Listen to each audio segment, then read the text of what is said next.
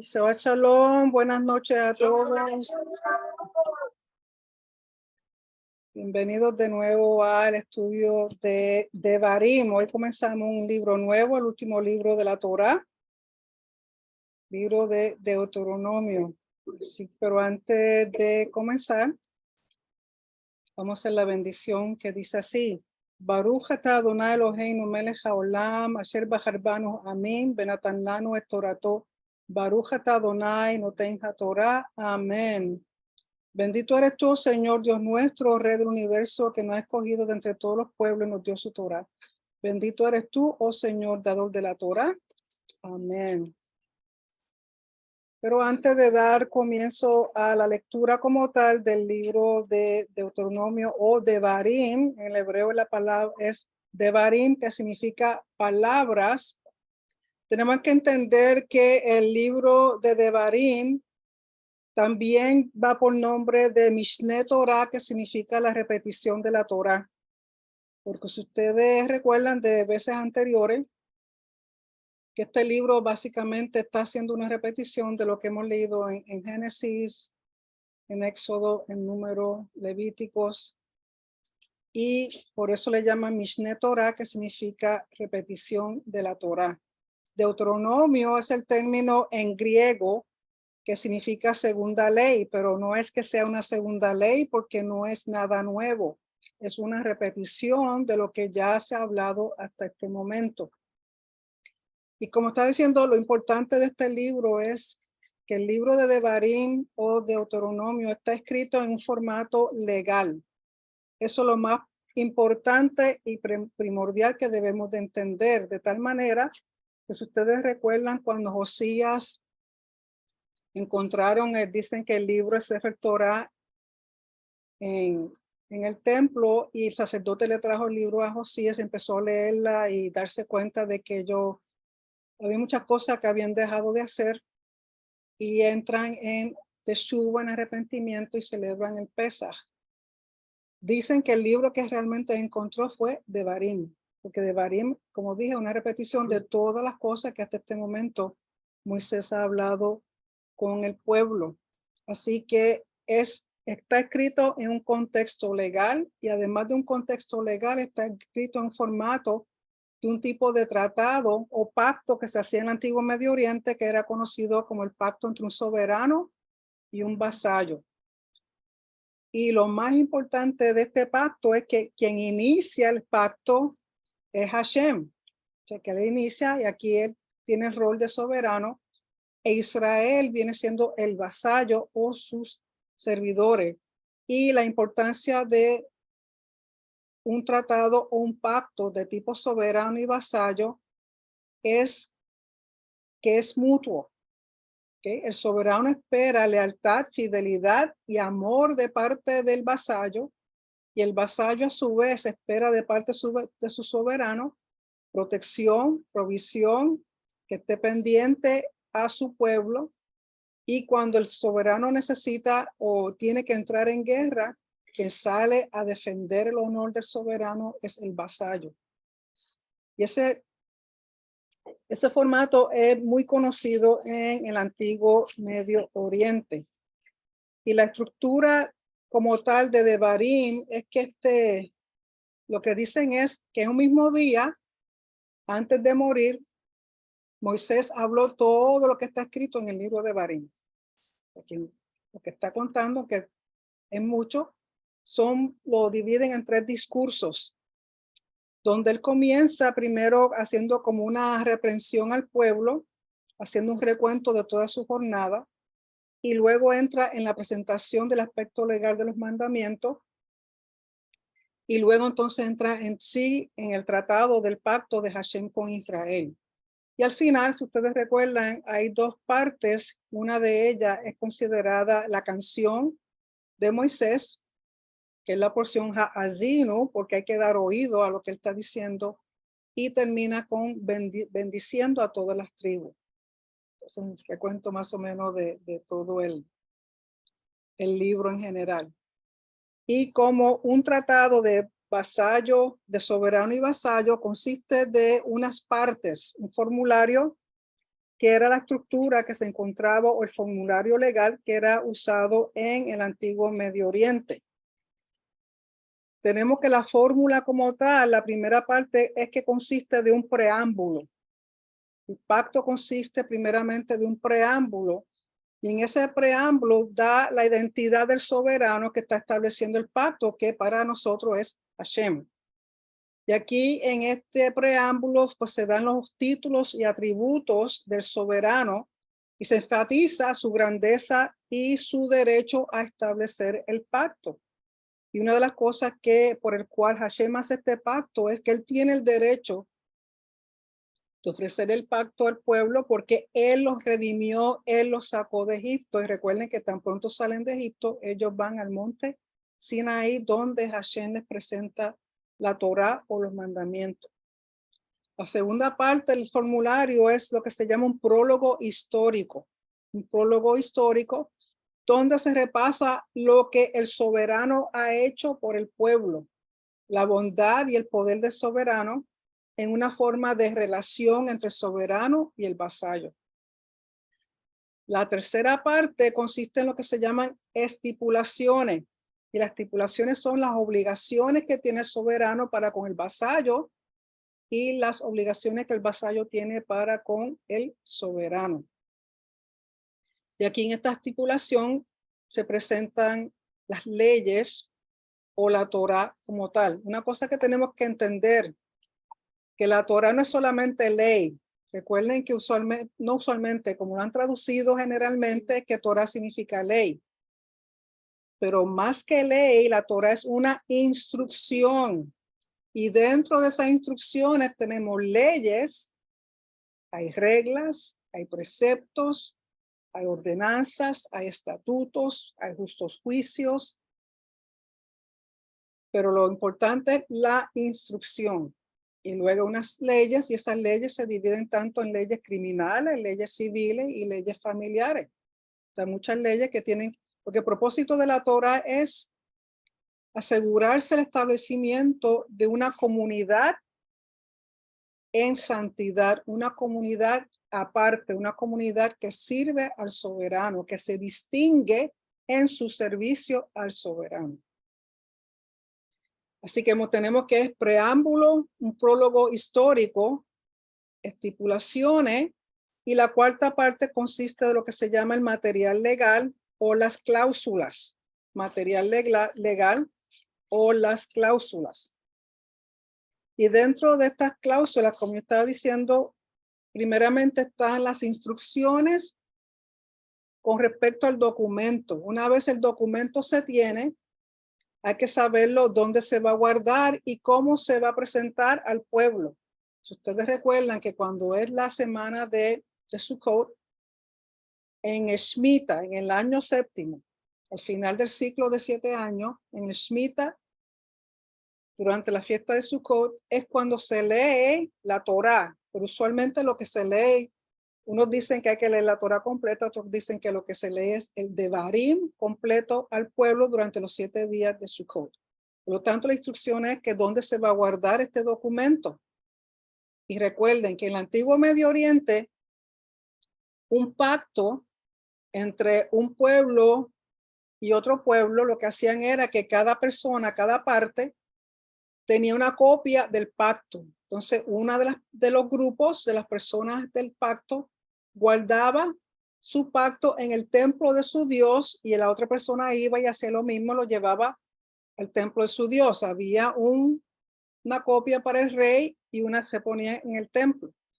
Pero como Hashem es tanto el mismo rey como el mismo Elohim del templo, el pacto por eso se tenía que colocar en el arca, que donde está el arca como tal representa el trono de Hashem, o sea, en el lugar santísimo. Otra cláusula es que tienen que haber testigos. Si ustedes sí recuerdan que los testigos que Hashem usan son el cielo y la tierra porque son permanentes. Son permanentes. En una parte parece que en Isaías dice, mientras el cielo y la tierra existan, su pacto existe con su pueblo Israel. Y la última cláusula dentro de la estructura o el formulario del pacto son las bendiciones y maldiciones. Bendiciones si se obedece el pacto, maldiciones si se desobedece. Y recuerden, no es que Hashem nos maldiga directamente, sino que eso fue lo que acordamos en el pacto.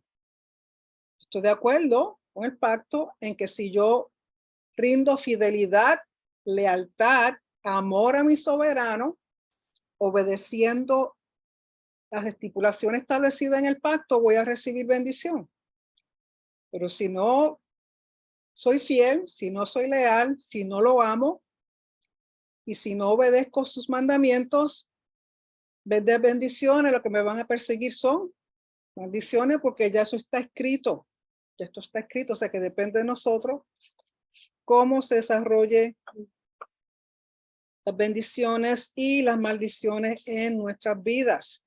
Porque parte del pacto, ustedes saben que cuando uno, como dicen, viene al conocimiento de Yeshua o acepta a Yeshua como el Señor, entendiendo que el Padre es hijo del Padre, lo resucitó y Yeshua vino con el propósito de redimir a su pueblo.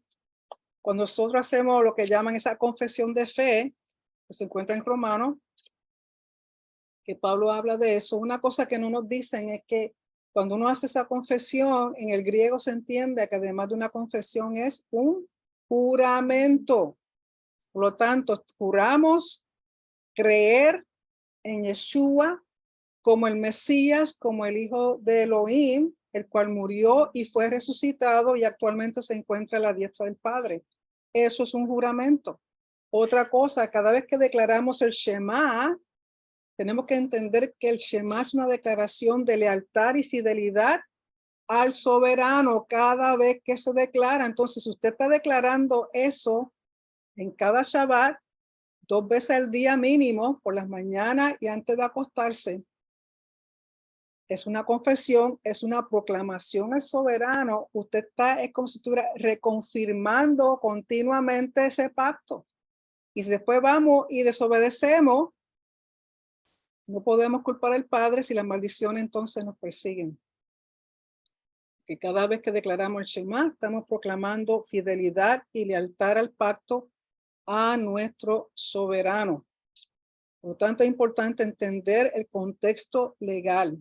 Además del contexto legal del pacto, Devarim funciona o sirve como la constitución de Israel. Y otras veces lo he dicho en otras ocasiones, que si Israel cuando se hizo nación hubieran utilizado la Torá como su constitución, no tendrían los problemas que están teniendo hoy día con respecto a las naciones que están alrededor. Porque en sí es la constitución del reino, que no es otra cosa que la constitución de Israel. Porque cuando Yeshua regrese a reinar desde Jerusalén, él no va a estar en el cielo, él vendrá del cielo para sentarse en su trono en Jerusalén, a reinar a la tierra completa. Por tanto, es la constitución de Israel y del reino. Y sabemos que también Moisés hace un resumen de los 40 años que ellos están en el desierto. Los 40 años, todas las cosas que ocurrieron en el desierto. Así que recuerden que sobre todo es un formulario legal. Y hoy día usted puede llevar este libro de Devarim a un abogado y lo lee y va a entender en términos legales que realmente todavía esto está vigente. Esto no dejará de ser. ¿Okay? Así que quería dar ese trasfondo con respecto a Devarim. Así que vayamos al capítulo 1. Esta porción se encuentra en el capítulo 1, verso 1 de Devarim o Deuteronomio hasta el capítulo 3, verso 22. Así que dice así: estas son las palabras o estas son Devarim, las palabras que habló Moisés a todo Israel a este lado del Jordán, en el desierto, en el Arabá, frente al Mar Rojo, entre Parán, Tofel, Labán, Hazerot y Dizahab. Cuando dice al otro lado del Jordán, recuerden que no han cruzado el Jordán para ir a entrar lo que físicamente es conocido como Canaán. ¿Okay? Que Canaán es lo que va a ser la tierra de Israel. Y el verso 2 dice, 11 jornadas hay desde Joreb, que es el monte Sinaí, camino del monte de Seir, hasta Cades Barnea. Cuando dice jornadas, es que hubieran sido 11 días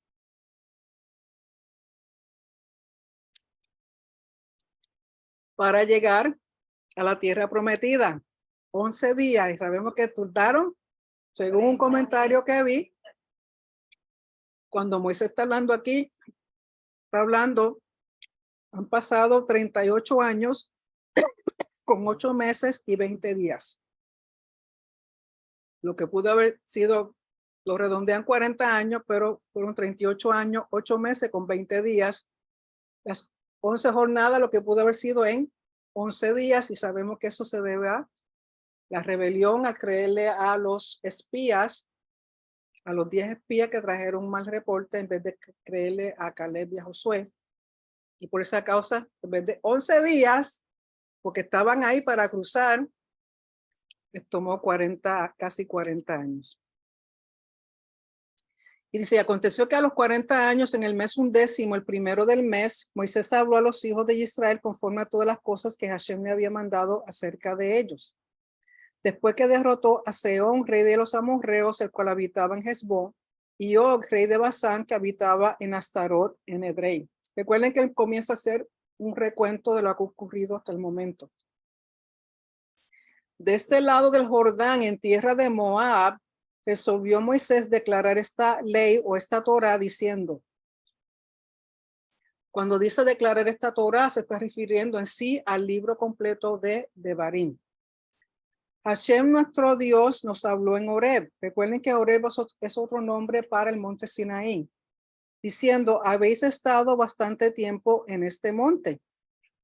Volveos e ir al monte del Amorreo y a todas sus comarcas, en el Arabá, en el monte, en los valles, en el Negev y junto a la costa del mar, a la tierra del Cananeo y al Líbano, hasta el gran río, el río Eufrates. Porque recuerden que los límites que originalmente se les da a Israel es mucho más de lo que es Israel hoy día. Es más adelante, si ustedes han leído el libro de Josué, ustedes saben que ellos nunca llegaron a conquistar toda la tierra. Se quedaron sin conquistarla toda. Y no tan solo eso, que dejaron muchos de los habitantes ahí, y sabemos que eso también causó problemas. Y dice, verso 8, mirad, yo os he entregado la tierra, entrar y poseer la tierra que Hashem juró a vuestros padres Abraham, Isaac, Jacob, que les daría a ellos y a su descendencia después de ellos. Se entiende que esto es una transferencia legal de la tierra al pueblo. Hashem aquí está haciendo una transferencia legal. Cuando le dice, mirad, yo os he entregado la tierra.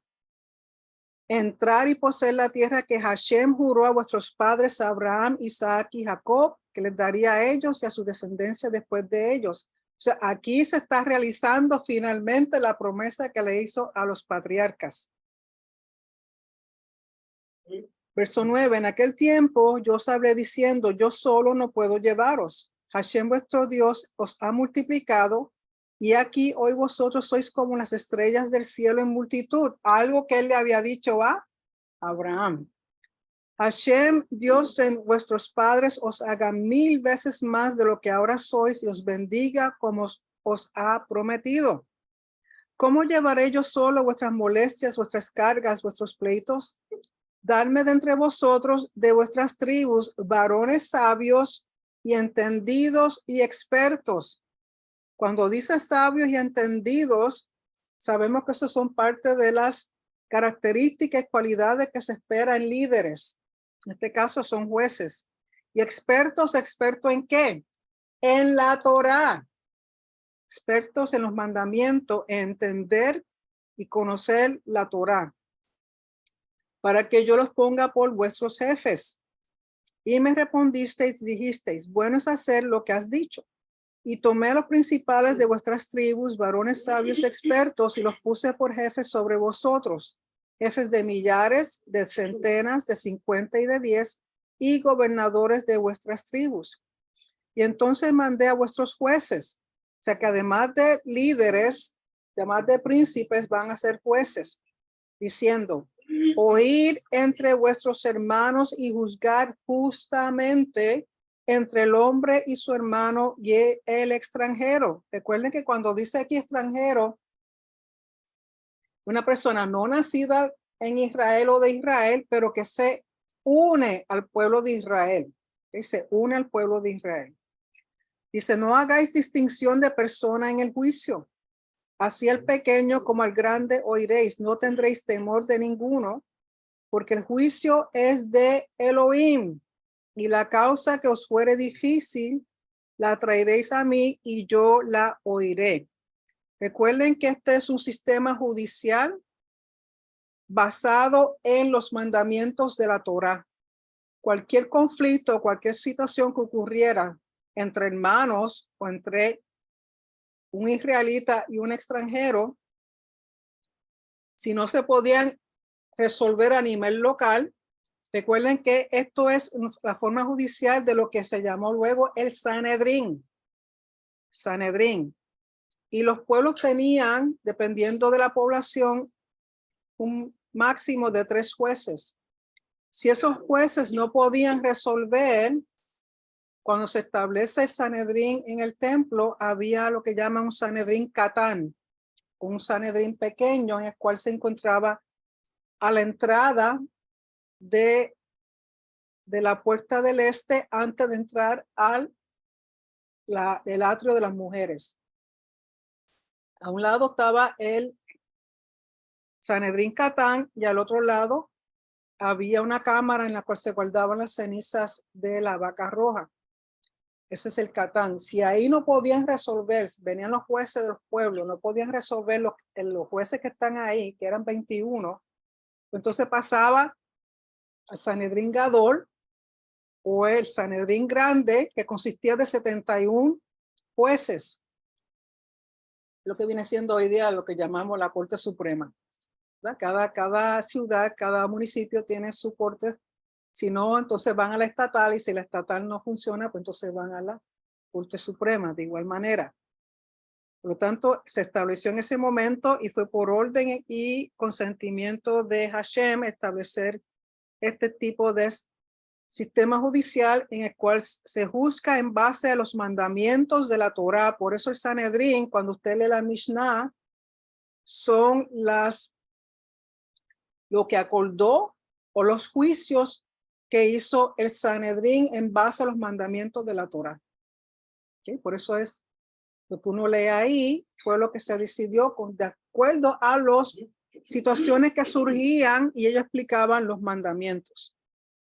Verso 19. Y salido de Horeb, anduvimos todo aquel grande y terrible desierto que habéis visto por el camino del monte del Amorreo, como Hashem nuestro Elohim nos mandó, y llegamos hasta Cades Barnea. Entonces os dije, habéis llegado al monte del Amorreo, el cual Hashem nuestro Elohim nos da. Mira, Hashem tu Elohim te ha entregado la tierra. Sube y toma posesión de ella, como Hashem el Elohim de tus padres te ha dicho, no temas ni desmayes. Esto es en el momento en que ellos están por entrar a la tierra de prometida. Salido de el monte Horeb o el monte de Sinaí, han pasado el tiempo, llegan a Cades Barnea, ahí para cruzar y tomar la tierra. Pero sabemos que no ocurre así. Dice,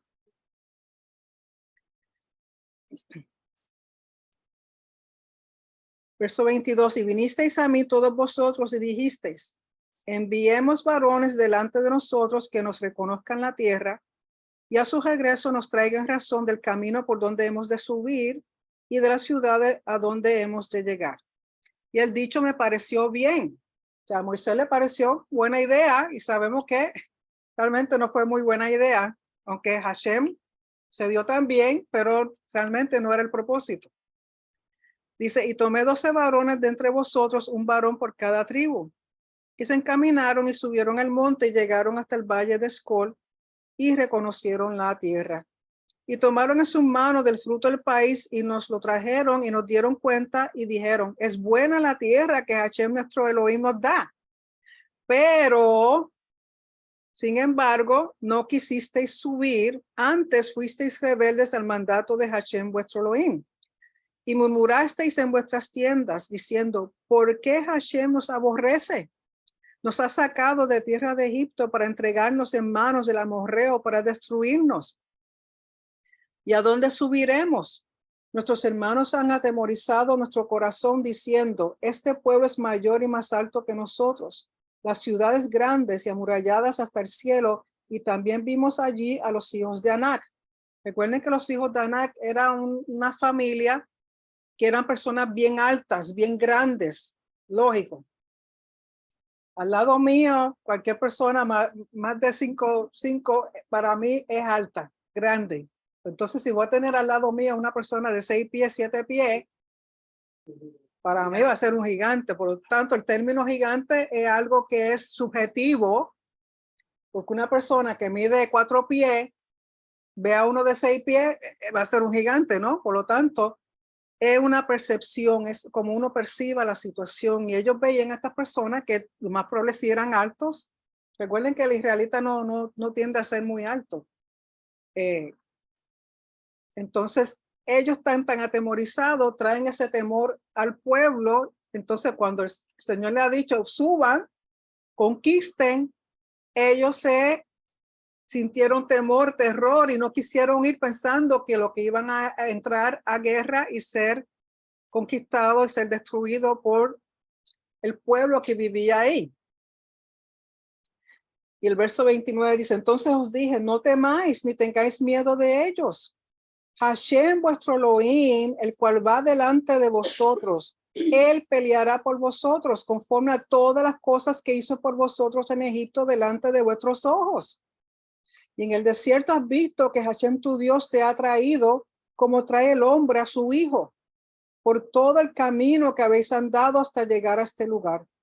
Y aún con esto no creíste a Hashem vuestro Elohim. O sea, el problema de ellos fue que no le creyeron a Hashem. A pesar de ellos ver cómo Faraón fue derrotado, cómo las plagas derrotó al pueblo de Egipto, cómo ellos cruzaron el mar, cómo en estos 40 años no les faltó nada. Él los guardó, Él los cuidó, Él les proveyó, y como hacemos muchas veces nosotros, nos olvidamos de todas las bendiciones, de todo lo bueno. Ocurre un problemita y salimos corriendo con el rabo entre las patas. Ay, Dios mío, ¿por qué? No. Todo un drama. Digo, a veces hay momentos que uno tiene que tener un poquito, porque uno es humano, pero todo el tiempo, siempre. Hello. Y dice, verso 31. Y en el desierto has visto que Hashem tu Elohim te ha traído como trae el hombre a su hijo. ¿Cómo un padre va a entregar a un hijo a la muerte segura? O sea, sabiendo que te va a ir mal por todo el camino que habéis andado hasta llegar a este lugar, y aún con esto no creísteis a Hashem vuestro Elohim. El problema era fe. Quien iba delante de vosotros por el camino para reconoceros el lugar donde habíais de acampar, con fuego de noche para mostraros el camino por donde anduvieseis y con nube de día. O sea que Hashem nunca le faltó. De noche era una lumbrera, de día era una sombra, para que no les diera calor durante el día y de noche no les diera frío. Porque si usted alguna vez está en un desierto, durante el día es bien caliente y la noche es bien fría. 34. Y oyó Hashem la voz de vuestras palabras y se enojó y juró diciendo, no verá hombre alguno de estos, de esta mala generación, la buena tierra que juré que había de dar a vuestros padres, excepto Caleb, hijo de Jefone, él la verá. Y a él le daré la tierra que pisó y a sus hijos, porque ha seguido fielmente a Hashem, lo que te sostiene, lo que te mantiene a través del desierto, de la tribulación, de lo que sea, es tu fidelidad al soberano, porque si tú eres fiel, él también va a ser fiel a ti. No importa lo que tú estés pasando, no importa lo que vean tus ojos, tiene que entender que nuestro soberano es mucho más grande que cualquier problema o situación que nosotros podamos tener. Y dice que no verá hombre alguno de estos, excepto Caleb, él la verá y sus hijos. También contra mí se airó Hashem por vosotros y me dijo, tampoco tú entrarás allá. Josué, hijo de Nun, el cual te sirve, él entrará allá. Anímale porque él la hará heredar a Israel. Sabemos que Moisés tenía un propósito, sacarlos de Egipto y llevarlos de ahí, pero no, el propósito de Moisés no era entrarlo a la tierra. Quien te iba a entrarlo era Josué, porque recuerden que Josué, lo traducen Josué, pero el nombre Yehoshua, que es un tipo de Yeshua, porque Yeshua es una forma corta de decir Yehoshua. Y vuestros niños, de los cuales dijisteis que servirán de botín, y vuestros hijos que no saben hoy lo bueno ni lo malo, ellos entrarán allá y a ellos la daré y ellos la heredarán. O sea, los hijos que ellos pensaban que iban a ser devorados por enemigos, ellos son los que van a entrar a la tierra. Pues recuerden que los que mueren son aquellos que fueron contados para guerra de 20 años o más. O sea, que no fue que murió todo el mundo, pero sí lo que habían sido escogidos para guerra, ellos son los que mueren completito en el desierto. Pero vosotros volveos e ir al desierto camino del Mar Rojo. O sea, ellos están, al punto que esto ocurre, ellos están por cruzar el Jordán y entrar a la tierra prometida. O sea, están ahí. Y Hashem le dice, no, para atrás. Como cuando está jugando Monopolio y te dicen, vete, estás preso. Estás casi llegando a la meta y preso va. 41. Entonces respondisteis y me dijisteis, hemos pecado contra Hashem. ¿Really? Nosotros subiremos y pelearemos conforme a todo lo que Hashem, nuestro Dios, nos ha mandado. Y os armasteis cada uno con sus armas de guerra y os preparasteis para subir al monte. O sea, después de que lloraron y dijeron que no van a entrar, no quieren entrar porque el enemigo los van a hacer comida, bla, bla, bla, bla, bla. Al otro día, después del lloriqueo del drama, no, sí, vamos a subir porque pecamos. ¿Y qué sucede? Y Hashem me dijo, diles, no subáis ni peleéis, pues no estoy entre vosotros, para que no seáis derrotados por vuestros enemigos. Aquí otra cosa, Hashem dice, no, se te acabó el tiempo. Cuando tienes que subir, no lo hiciste. Y ahora que te estoy diciendo, no suba porque los enemigos te van a derrotar, tú lo quieres hacer a tu manera, no vayas. Y os hablé y no disteis oído. Antes fuisteis rebeldes al mandato de Hashem y persistiendo con altivez, subisteis al monte. O sea, orgullo, soberbia, rebeldía. Caramba, 40 años en la misma cantaleta y siguen con lo mismo. Pero salió a vuestro encuentro el amorreo que habitaba en aquel monte y os persiguieron como hacen las avispas. Y os derrotaron en Seir hasta Horma. Y volvisteis y llorasteis delante de Hashem, pero Hashem no escuchó vuestra voz ni os prestó oído. ¿Sabes lo que sabe que Hashem me escuche? Ay, tú tenías razón. Hello. Mano, habla de la mano. ¿Por qué no? Y dice, estuviste en Cades por muchos días, los días que habéis estado allí. Entonces tuvieron que quedarse allí, llorando, hasta que empezaron de marcha en nuevo. Capítulo 2. Luego volvimos y salimos al desierto, camino del Mar Rojo, como Hashem me había dicho, y rodeamos el monte de Seir por mucho tiempo. Y Hashem me habló diciendo, bastante habéis rodeado este monte, volveos al norte. O sea, ya ellos estaban al norte para entrar, tienen que bajar, dar vuelta y dar vuelta y dar vuelta. Entonces, ok, ya empieza a caminar hacia el norte. Y manda al pueblo diciendo, pasando vosotros por el territorio de vuestros hermanos, los hijos de Saúl, que habitan en Seir, ellos tendrán miedo de vosotros, mas vosotros guardaos mucho. No os metáis con ellos, porque no os daré de su tierra ni aun lo que cubre la planta de un pie. porque yo he dado por heredad a Esaú el monte de Seir. Recuerden que Esaú es el hermano de Jacob y a ellos les tocó el monte de Seir.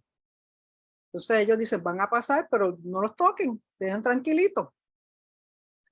Dice, compraréis de ellos por dinero los alimentos y comeréis, y también compraréis de ellos el agua y beberéis. Pues Hashem tu Elohim te ha bendecido en toda obra de tus manos. Él sabe que andas por este gran desierto. Estos 40 años Hashem tu Elohim ha estado contigo y nada te ha faltado. O sea, que han sido bendecidos, tienen para comprar, tienen para pedir, comprar, beber, comer, de todo.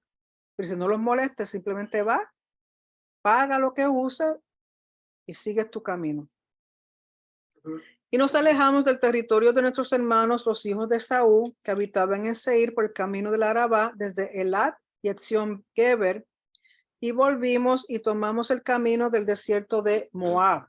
Que van a Esaú y ahora van a ir a Moab. Y Hashem me dijo, no molestes a Moab, ni te empeñes con ellos en guerra, porque no te daré posesión de su tierra. Porque yo he dado a Ar por heredad a los hijos de Lot. Recuerden que Moab y Amón son los hijos engendrados de las hijas de Lot. Por lo tanto, Esaú, Moab y Amón son 3 tierras que cuando se conquista Canaán, ellos no son conquistados. Comentarios que he escuchado de rabínico de que el Mesías es el que se va a encargar de Moab, de Esaú, perdón, de Moab, Esaú y de Amón. ¿Okay? Dice, los emitas, verso 10, habitaron en ella antes, pueblo grande y numeroso y alto como los hijos de Anac. O sea que donde está Moab vivían antes los emitas. Por gigantes eran ellos tenidos también como los hijos de Anac, y los moabitas los llaman emitas. Y en Seir habitaron ante los horeos, a los cuales echaron los hijos de Saúl, y los arrojaron de su presencia y habitaron en lugar de ellos, como hizo Israel en la tierra que les dio Hashem por posesión.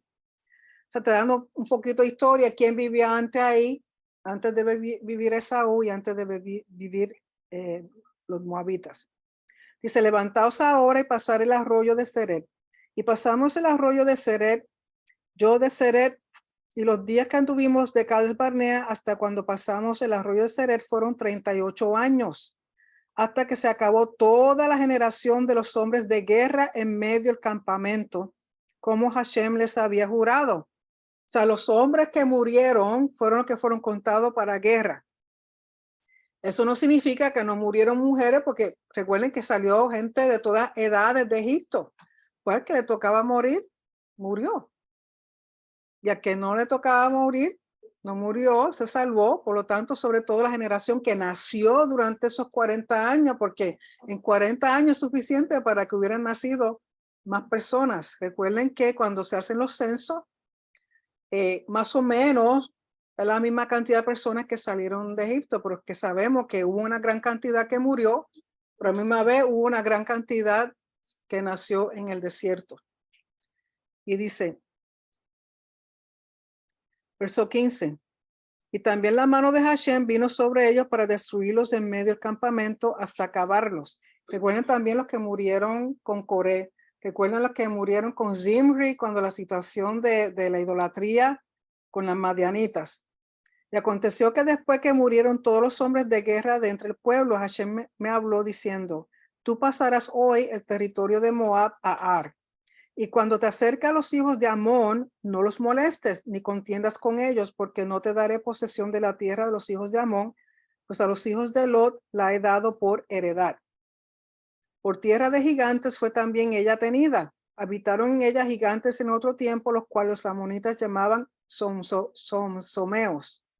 Pueblo grande y numeroso y alto como los hijos de Anac, a los cuales Hashem destruyó delante de los amonitas. Estos sucedieron a aquellos y habitaron en su lugar, como hizo Hashem con los hijos de Saúl que habitaban en Seir, delante de los cuales destruyó a los horeos. Y ellos sucedieron a estos y habitaron en su lugar hasta hoy. Y los aveos que habitaban en las aldeas hasta Gaza, los caftoreos que salieron de Caftor los destruyeron y habitaron en su lugar. O sea que lo que vemos es que habitaba una gente, fueron conquistadas hasta que llegaron finalmente lo que Hashem quería en ese lugar. Verso 24, levantaos, salir y pasar el arroyo de Arnón. He aquí entregado en tu mano a Sehón, rey de Hesbón, a Amorreo y a su tierra. Comienza a tomar posesión de ella y entra en guerra con él. Cuando Hashem dice no haga guerra con un pueblo, no puede hacer guerra. Ahora, cuando dice haz guerra con un pueblo, ya esa guerra es lo que sería una guerra santa, porque está siendo promovida por el soberano. Y dice, verso 25. Hoy comenzaré a poner tu temor y tu espanto sobre los pueblos debajo de todo el cielo, los cuales oirán tu fama y temblarán y se angustiarán delante de ti. Porque si han estudiado un poquito de la historia con respecto a estos reyes que ellos derrotan, no eran cualquier tipo de rey, eran reyes grandes, tanto en lo físico como en poder. Tenían sus ejércitos, tenían ciudades fortalecidas, con murallas altas. Y aquí viene el pueblo de Israel, que en sí no son guerreros, se han hecho guerreros en el desierto. Y los derrotan. Pues lógico, eso se va a promulgar como pólvora. Mira este pueblo que viene de Egipto, que eran esclavos, que han estado en el desierto, que los sacó el Dios de ellos que se llama Hashem. Y miran cómo han destruido. Si destruyeron a Sehón y al otro, ¿qué nos va a pasar a nosotros? ¿Sí? Entonces por eso Hashem dice, hoy comenzaré a poner tu temor y tu espanto sobre los pueblos debajo de todo el cielo. Verso 26, y envié mensajeros, esto es un protocolo, envié mensajeros desde el desierto de Cademot a Sehón, rey de Hesbón, con palabras de paz, porque tú primero vas y envía mensajeros ofreciendo paz. Si te aceptan la paz, pues entonces tú entras y toma posesión de ellos sin tener que matar y se convierten en siervos del pueblo que conquista. Pero si no aceptan la paz, entonces sí hay guerra. Dice el verso 27, pero se envían mensajeros, lo que serían conocidos como mensajeros reales, lo que es Yeshua. Yeshua es un mensajero real del Padre. Él vino, cuando él regrese, sabemos que la primera vez vino muy tranquilito, muy pacífico, muy amoroso, pero cuando regrese, viene con todo su poder como rey a pelear. Dice, pasaré por tu tierra por el camino iré sin apartarme ni a diestra ni a siniestra. La comida me venderás por dinero y comeré. El agua también me darás por dinero y beberé, solamente pasaré a pie. Como lo hicieron conmigo los hijos de Saúl que habitaban en Seir y los moabitas que habitaban en Ar, hasta que cruce el Jordán a la tierra que nos da Hashem nuestro Elohim. Mas Sehón, rey de Hesbón, no quiso que pasásemos por el territorio suyo, porque Hashem tu Elohim había endurecido su espíritu y obstinado su corazón para entregarlo en tu mano como hasta hoy. O sea, Sehón dijo, peleamos. Y aunque aquí dice que Hashem ha endurecido su espíritu, recuerde que como hizo con Faraón, y era porque Faraón ya tenía un corazón endurecido para con el pueblo, no se iba a rendir, este individuo tampoco este rey. Verso 31, me dijo Hashem, he aquí yo he comenzado a entregar delante de ti a Sehón y a su tierra, comienza a tomar posesión de ella para que la heredes. O sea que desde un principio Hashem le dice lo que va a ocurrir. Y nos salió Sehón al encuentro, él y todo su pueblo, para pelear en Jaasa. Mas Hashem, nuestro Elohim, lo entregó delante de nosotros y lo derrotamos a él y a sus hijos y a todo su pueblo. Tomamos entonces todas sus ciudades y destruimos todas las ciudades, hombres, mujeres y niños, no dejamos ninguno. ¿Por qué? Porque es una guerra santa y todo el botín se convierte en un jerem. Las personas hay que destruirlas a todas. Solamente tomamos para nosotros los ganados y los despojos de las ciudades que habíamos tomado. Desde Aroer, que está junto a la ribera del arroyo de Arnón, y a la ciudad que está en el valle hasta Galaad, no hubo ciudad que escapase de nosotros, todos los entregó Hashem, nuestro Elohim, en nuestro poder. Solamente a la tierra de los hijos de Amón no llegamos, ni a todo lo que está a la orilla del arroyo de Jaboc, ni a las ciudades del monte, ni a lugar alguno que Hashem, nuestro Dios, había prohibido. O sea, si Hashem te dijo, no entres a pelear, no entras, pasa de orillita, compra lo que necesita y sigue hacia adelante. Pero cuando te dice destruye, tienes que destruir. Capítulo 3. Volvimos pues y subimos camino de Basán y nos salió al encuentro Og, rey de Basán, para pelear, él y todo su pueblo en Edrei. Y me dijo Hashem, no tengas temor de él, porque en tu mano he entregado a él y todo su pueblo con su tierra, y harás con él como hiciste con Sehón, rey amorreo, que habitaba en Hesbón. Y Hashem, nuestro Elohim, entregó también en nuestra mano a Og, rey de Basán, y a todo su pueblo, al cual derrotamos hasta acabar con todos. De nuevo, Hashem te dice, destruye, tienes que destruir.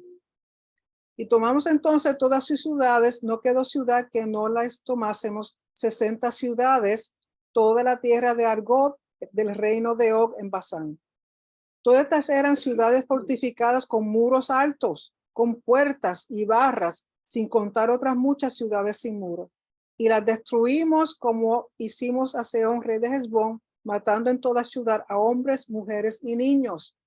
De nuevo, esto se llama Jerem, que se aparta porque Hashem dice, no lo toques, tienes que destruir. Y tomamos para nosotros todo el ganado y los despojos de las ciudades. También tomamos en aquel tiempo la tierra desde el arroyo de Arnón hasta el monte de Hermón, de mano de los reyes amorreos que estaban a este lado del Jordán. Recuerden que están todavía al este del Jordán. Los sidonios llaman a Hermón Sirión y los amorreos Senir. Todas las ciudades de la llanura y todo Galaad y todo Basán hasta Salca y Edrei, ciudades del reino de Og en Basán.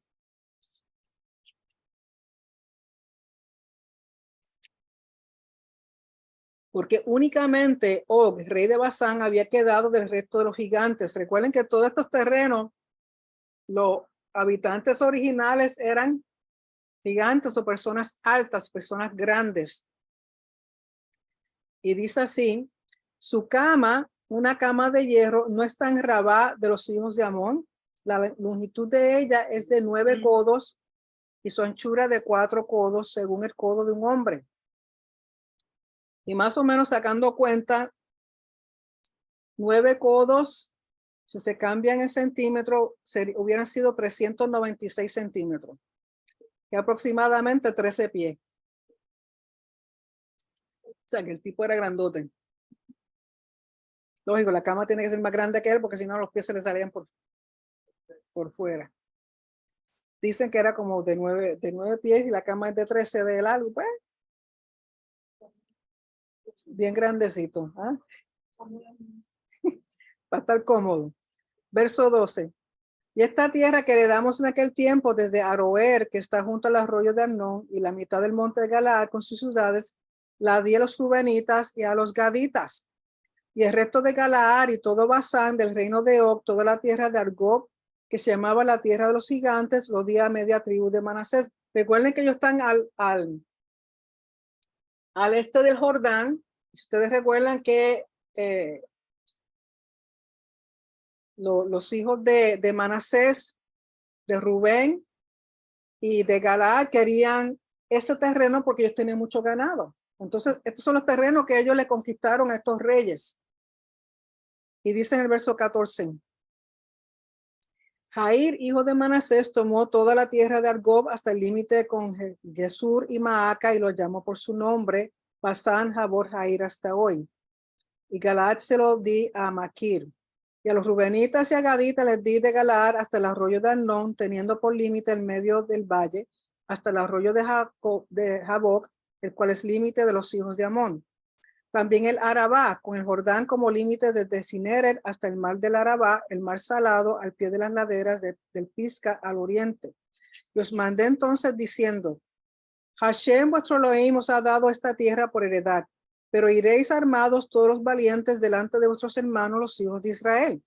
Solamente vuestras mujeres, vuestros hijos y vuestros ganados, yo sé que tenéis mucho ganado, quedarán en las ciudades que os he dado, hasta que Hashem dé reposo a vuestros hermanos, así como a vosotros, y hereden ellos también la tierra que Hashem vuestro Elohim les da al otro lado del Jordán. Entonces os volveréis cada uno a la heredad que yo os he dado.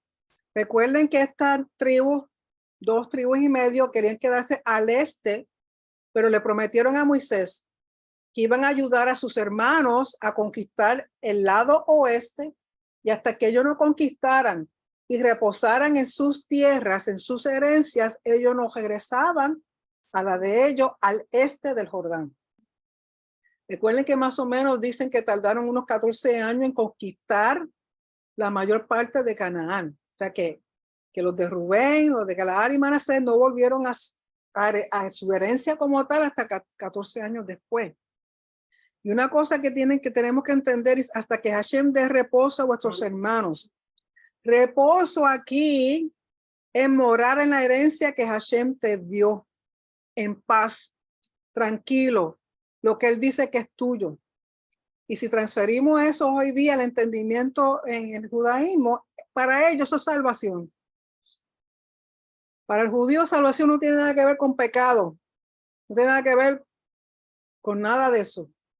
Para ellos salvación es estar en su tierra, en su herencia, viviendo en paz, con su familia, con sus hijos, con el templo establecido, sin enemigos, reposando. Recuerden que Hashem habla de que hay un reposo, el cual esperamos por medio de Yeshua, que todavía no hemos llegado hasta que Yeshua regrese, porque él trae paz, él volverá a las tribus a su lugar, las unirá, tendrán su tierra de nuevo, el reino establecido como Hashem lo ha querido en principio, viviendo en paz sin enemigos. Eso es reposo y eso es salvación para ellos.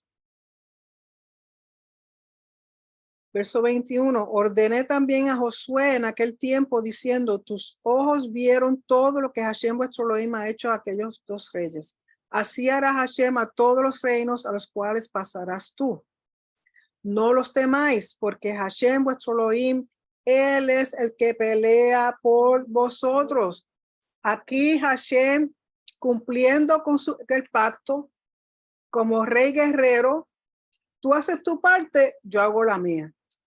Tú caminas fidelidad, lealtad y obediencia, y yo te defiendo, yo te proveo, yo te doy, estarás en reposo y estarás en paz. Porque eso es lo que eventualmente se espera, volver a como Hashem había establecido todo en un principio. Así que con eso se termina la porción de Devarim. Recuerden que hemos comenzado a ver lo que llaman la repetición de la Torah, en el sentido de que todo el contexto legal va a ser repetido, resumido en el libro de Devarim. Así que como siempre vamos a tratar de, por si acaso hay alguna pregunta o comentario, déjenme hacer unos cambios aquí para que puedan comunicarse.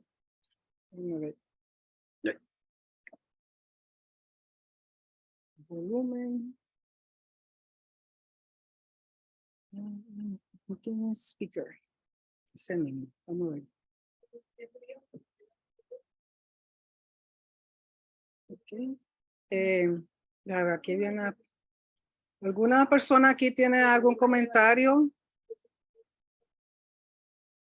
Pastora, Dime. en el versículo 1 del 16, que dice que le mandó y entonces mandé a vuestro puesto diciendo, oí entre los otros hermanos y juzgar justamente entre el hombre, su hermano y el extranjero.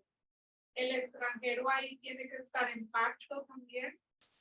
Sí, porque si está viviendo con Israel, es aquel que ha aceptado la Torá, que vive y comparte con, o sea, no es un extranjero que vino para irse y no quedarse ahí. Se tiene que estar en paz y estar bajo las mismas reglas que el pueblo de Israel. Lógico, el judío lo ve como que solamente tienen que hacer las leyes de Noé, las 7 leyes de Noé, pero extranjero en sí, aquel que no es nacido, pero se hace parte como nosotros. No hemos nacido israelitas, pero somos parte de Israel por medio de Yeshua. ¿Okay? ¿Alguna otra pregunta o comentario? El territorio de Basán. Sí, el territorio de Basán es donde fuimos a comer el hamburgues de las vacas de Basán. Sí, está bien rico, ¿verdad? Bien bueno. Sí. ¿De Monte Hermón era que tenía nieve? El Monte Hermón era el que tenía nieve. Sí, Monte Hermón. O sea que ya pueden ubicarse en la tierra, porque lo vimos, lo saboreamos con lo que se está leyendo. Lógico, aquí se mencionan muchos pueblos, muchas naciones. Sería bueno verlo en un mapa para que tengan idea geográficamente de por dónde ellos pasaron, a qué se está refiriendo cuando dice que se quedaron al este del Jordán y luego cruzan el oeste. ¿Ok? Así que, ¿alguna otra pregunta? Cuando tú dijiste que el reposo en la tierra que van a heredar, que es la salvación de ellos, y con la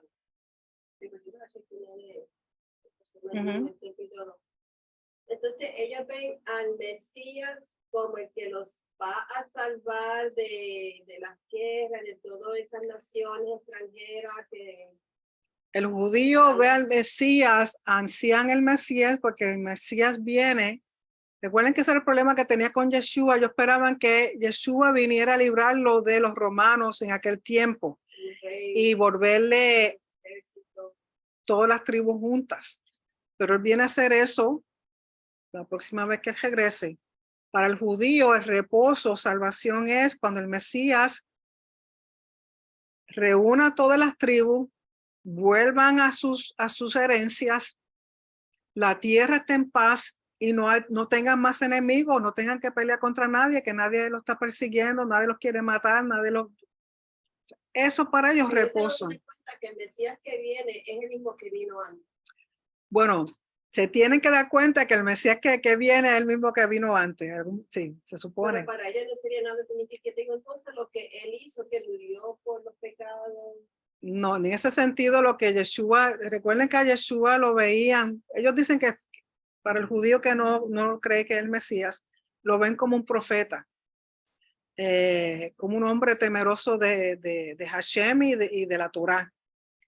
Pero no el concepto que, de nuevo, el concepto de salvación que se nos ha enseñado a nosotros, de nuevo, una por las malas traducciones, porque sabemos que el nombre de Yeshua significa salvación. Pero cuando estás leyendo que vino a salvar a su pueblo, en aquel entonces la salvación era librarlo del imperio romano, del dominio de que los imperios han tenido sobre Israel toda la existencia de Israel. Y aunque hoy día son una nación, sabemos que Estados Unidos influye muchísimo, que otras naciones influyen muchísimo. Ellos están bajo una democracia cuando debieran haber estado bajo una teocracia, donde el rey o el presidente es Hashem y no ningún hombre. ¿Okay? Pero no es así. Entonces ellos se están dejando llevar por un sistema político como Estados Unidos. ¿Okay? Sí, un sistema político como cualquier otra nación. Y sabemos que todos los problemas que existen son políticos, pero Yeshua cuando venga resuelve todo eso y Zacarías dicen que lo reconocerán. Se darán cuenta, ¡ay, si ya tú hubieras venido, muchachos! Fíjate, ya sí, yo sé quién tú eres. Pero no lo ven, muchos de ellos no lo ven así. Ellos esperan un Mesías que nunca han visto, que no conocen, pero por lo que ese Mesías va a hacer, saben que es el Mesías que ellos esperan. Por eso los fariseos, los saduceos, los líderes religiosos le hacían las preguntas para tratar de ver qué decía Yeshua. Porque Yeshua mismo nunca se dijo yo soy el Mesías, pero sabemos que por sus acciones el pueblo en general lo veían como el Mesías, entendían que era el Mesías. ¿Sí? ¿Alguna otra pregunta? ¿Alguien en la audiencia? Si tienen alguna pregunta. ¿Algún comentario? Recuerden que lo importante es entender que Devarim es un contexto legal y lo que refiere en términos del pacto con el soberano y nosotros como su vasallo. ¿Ok? Nada. Que si no hay más comentarios, ¿alguno en Facebook? ¿No? Si no hay más comentarios, recuerden que mañana sábado Shaharit a las 9 con el Pastor Vargas y luego los caballeros tienen reunión de nuevo con los varones, con el Pastor Vargas, después del Shaharit. ¿Ok? Bueno, mis hijos, muchas gracias. Nos vemos entonces el martes en la oración y mañana Shaharit por la mañana, el Pastor Vargas y luego los caballeros se reúnen con él. Así que muchas gracias. Shabbat shalom. Shabbat shalom. Shalom. Shabbat shalom. Shabbat shalom. Shabbat shalom. Bendiciones a todos. Igual, igual.